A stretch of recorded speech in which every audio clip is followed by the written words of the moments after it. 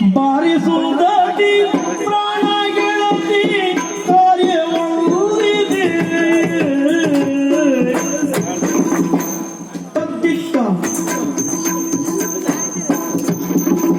ಬಾರಿಸುವುದಾಗಿ ಪ್ರಾಣ ಗೆಳತಿ ಕಾರ್ಯವೊಂದಿದೆ.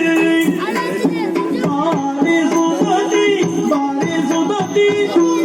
ಗೆಳತಿ ಕಾರ್ಯವೊಂದಿದೆ.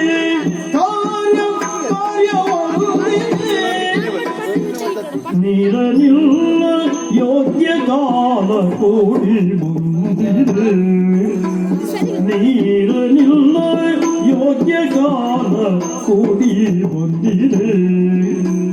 ಬಾರಿಸುವುದಿ ಪ್ರಾಣ ಗೆಳತಿ ಕಾರ್ಯ ಬಂದಿದೆ. ನೀರನಿಲ್ಲ ಯೋಗ್ಯ ಕಾಲ ಕೂಡಿ ಬಂದಿದೆ. ಯೋಗ್ಯ ಕಾಲ ಕೂಡಿ ಬಂದಿದೆ.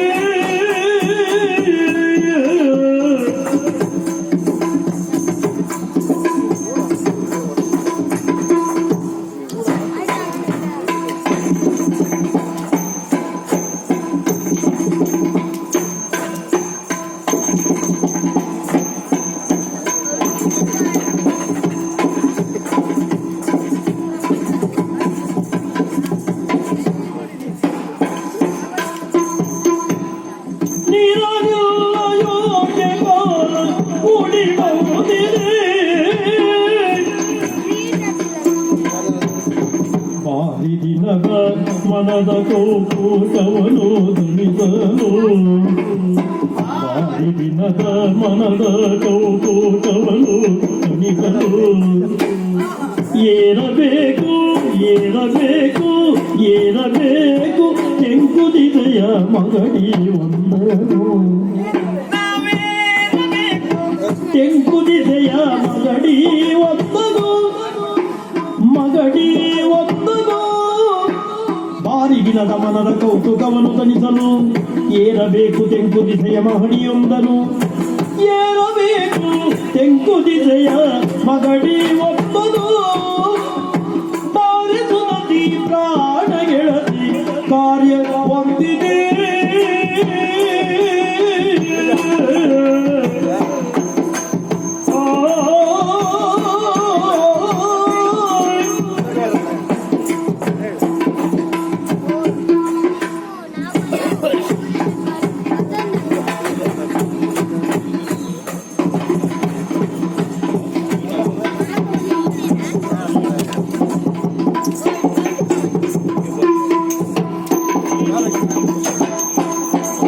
ಬಾರಿ ದಿನದ ಮನದ ಕೌತುಕವನ್ನು ತಣಿಸಲು. ಕೌತುಕವನ್ನು ತಣಿಸಲು. ಏರಬೇಕು ತೆಂಕುದಿದೆಯ ಮಗಡಿ ಒಂದನು. ಏರಬೇಕು ತೆಂಕುದಿದೆಯ ಮಗಡಿ ಒಂದನು. ಬಾರಿಸುವುದಿ ಪ್ರಾಣ ಗೆಳತಿ ಕಾರ್ಯ ಹೊಂದಿದೆ.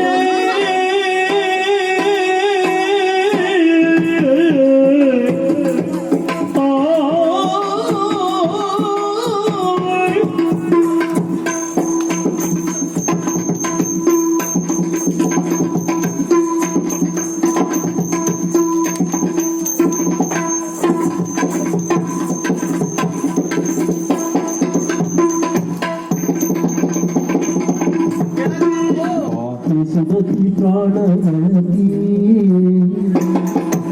ಬಾರಿಸುವುದಿ ಪ್ರಾಣ ಗೆಳತಿ ಕಾರ್ಯ ಹೊಂದಿದೆ. ಏನು ವಿಶೇಷವಾದಂತಹ ಕಾರ್ಯವೊಂದುಂಟು. ಯಾವಾಗ ಅಂತ ನಾನು ಸಮಯ ಸಾಧಿಸ್ತಾ ಇದ್ದೆ. ಯಾಕೆ ಸಮಯ ಸಾಧಿಸುವುದು ಅಂತ ಹೇಳಿದ್ರೆ ಅರ್ಥ ಬೇರೆ ಬೇರೆ ಆಗ್ತದೆ.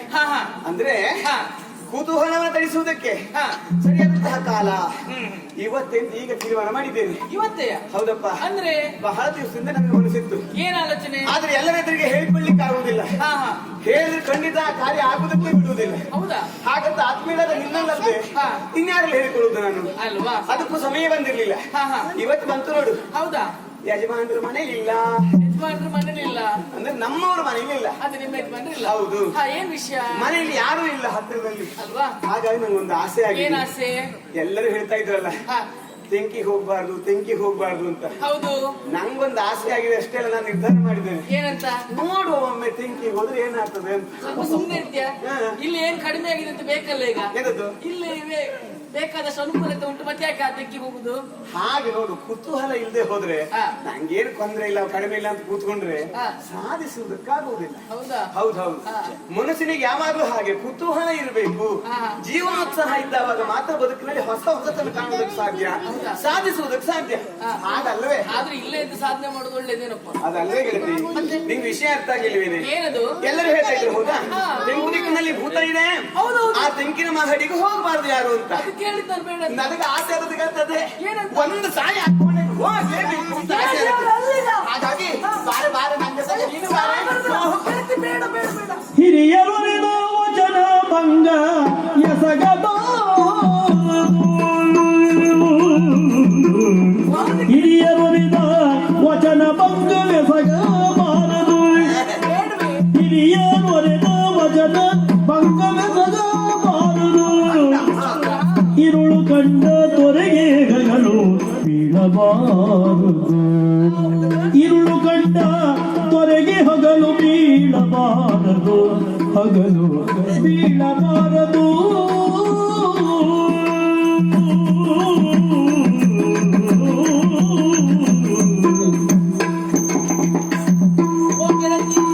ಬರಲು ಎನಗೆ ಅಧಿಕ ಭೀತಿ ಮೂಡಿ ಬರುವುದು. ಬರಲು ಎನಗೆ ಅಧಿಕ ಭೀತಿ ಮೂಡಿ ಬರುವುದು. ಭೀತಿ ಮೂಡಿ ಬರುವುದು. ಯಾಕೆ? ಇರುವ ಭೂತ ಮುಂದೆ ನಮ್ಮ ಕಾಡಿ ಬಿಡುವುದು. ಅಲ್ಲಿರುವ ಭೂತ ಮುಂದೆ ನಮ್ಮ ಕಾಡಿ ಬಿಡುವುದು. ನಮ್ಮ ಕಾಡಿ ಬಿಡುವುದು. ಭೂತ ಓಡಿ ಬರುವುದು. ನಮ್ಮ ಕಾಡಿ ಬಿಡುವುದು.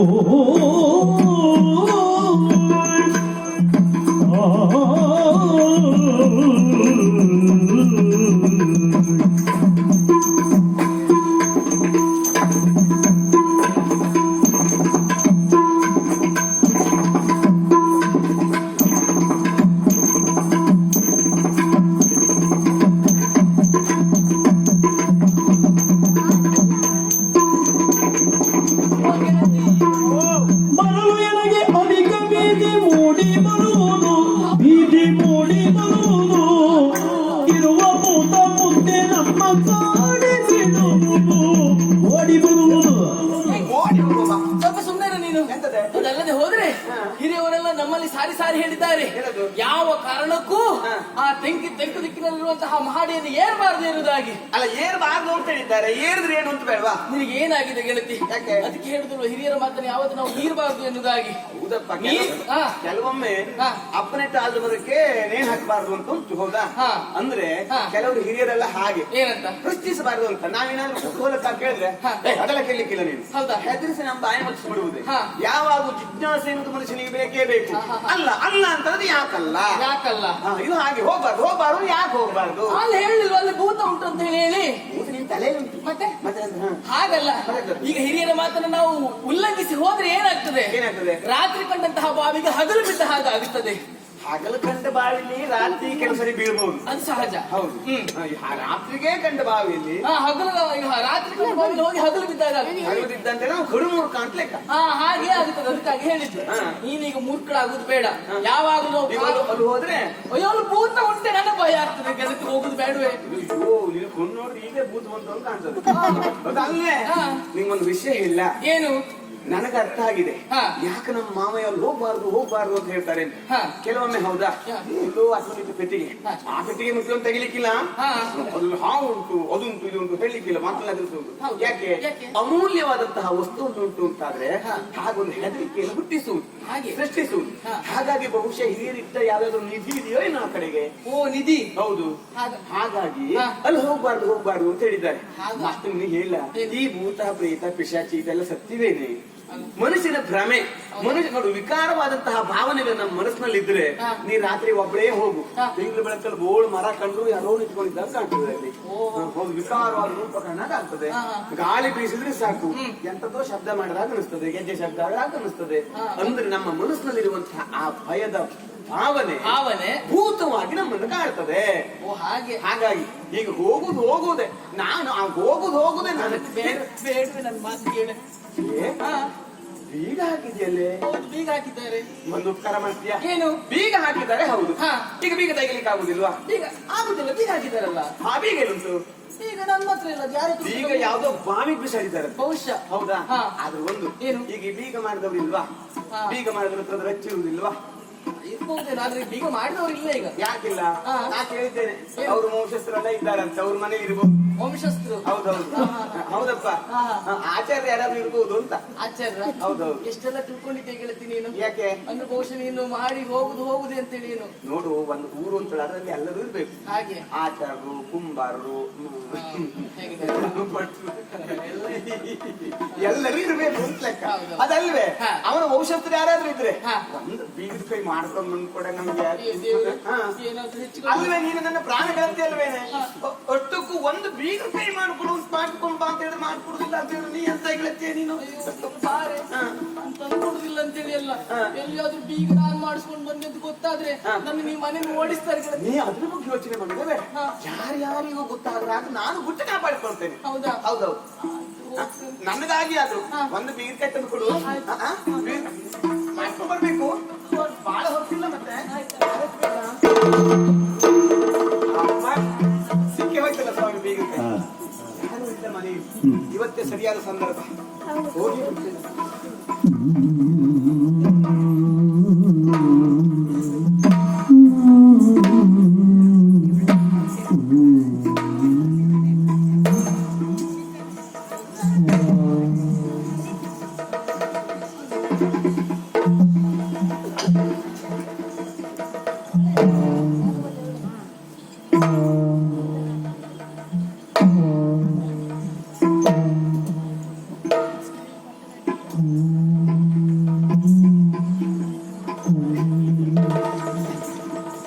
ಎಷ್ಟು ದಿವಸ ಆಗಿತ್ತು ಅದು ತಿಳಿಯಲಿ.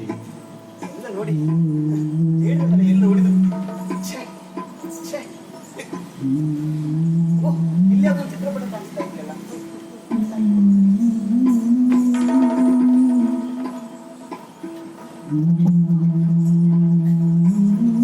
ಓ, ಬಹುಶಃ ಆ ಕಥೆಯಲ್ಲಿ ಹೇಳಿದ ನಾಟ್ಯಗಾರ್ತಿ ನಾಗವಲ್ಲಿ ಇವಳೇ ಆಗಿರ್ಬೇಕು. ಇಷ್ಟು ಚಂದ ಇದ್ದಾಳೆ. ಅಪ್ಪ, ಇಷ್ಟು ಚಂದದ ಹೆಣ್ಣನ್ನು ನೋಡಿ ಆ ಮಹಾರಾಜ ಬಂದಾದ್ರೆ ವಿಶೇಷವಾ?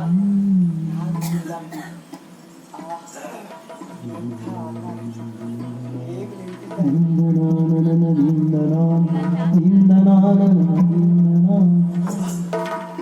ಓ, ಇದೊಂದು ಚಿತ್ರಪಟ ಕಾಣಿಸ್ತಾ ಇದೆ.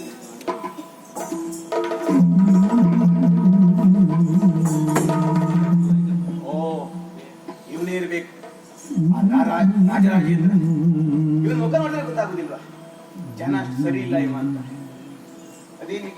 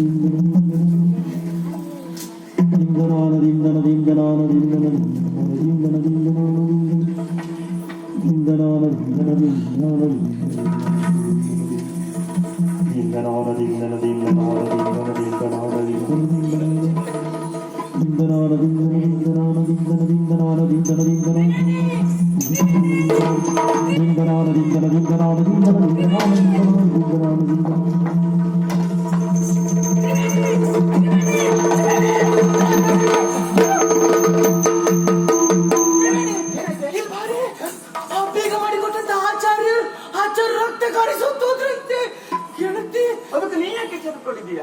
ಬೀಗ ತಂದು ಕೊಟ್ಟೆ ನಾನು. ನನಗೇನಾದ್ರೂ ಆದ್ರೆ ಬೀಗ ಮಾಡಿಕೊಟ್ಟ ತಿಮ್ಮ ರಕ್ತ ಕಾರಿ ಸತ್ತು ಹೋದ. ಹೌದೇ? ನಿನಗೇನಾಗ್ತದೆ ಅಂತಲ್ವಾ? ಹೌದು. ಹಾಗೆ ಆಗ್ಬೇಕು ಅಂತಾದ್ರೆ ಕೋಣೆ ಒಳಗೋದ್ ನನಗೇನಾದ್ರೂ ಆಗ್ಬೇಕಲ್ಲ ತಿಮ್ಮ. ಏಯ್ ನೋಡು, ಕಾಕತಾಳೀಯ ನ್ಯಾಯ ಅಂತುಂಟು ಕೆಲವು. ಅಂದ್ರೆ ಕಾಗೆ ಈ ಹೋಗಿ ಟೊಂಗೆ ಮೇಲೆ ಕೂತ್ಕೊಳ್ಳುವುದಕ್ಕೂ ಆ ಟೊಂಗೆ ಮರದ ಟೊಂಗೆ ಮುರಿಯುವುದಕ್ಕೂ ಸರಿ ಆಗ್ತದೆ. ಅದಕ್ಕೆ ಕಾಕತಾಳೀಯ ನ್ಯಾಯ ಅಂತ ಹೇಳುವುದು. ನಾ ಕೇಳಿದ್ದೆ ಆ ತಿಮ್ಮ ಮೂಗಿನವರೆಗೆ ಕುಡಿತಾನೆ ಅಂತ. ಅವ ಕುಡಿದದ್ದು ಹೆಚ್ಚಾಗಿ ಸತ್ತದ್ದಕ್ಕೆ ಇಲ್ಲಿ ರಕ್ತಕಾರಿ ಸತ್ತ ಈ ಬಾಗಿಲ ಕೋಣೆ ಬಾಗಿಲು ತೆಗೆದದ್ದು ಅಂತ ನೀನು ತಿಳ್ಕೊಂಡಿದ್ದಷ್ಟೇ. ಏನು ಯೋಚನೆ ಮಾಡ್ಬೇಡ, ನಾನಿದ್ದೇನೆ ಧೈರ್ಯಕ್ಕೆ. ಬಾ ನೀನು. ಆ ಕಡೆ ಹೋಗ್ಬಿಡು.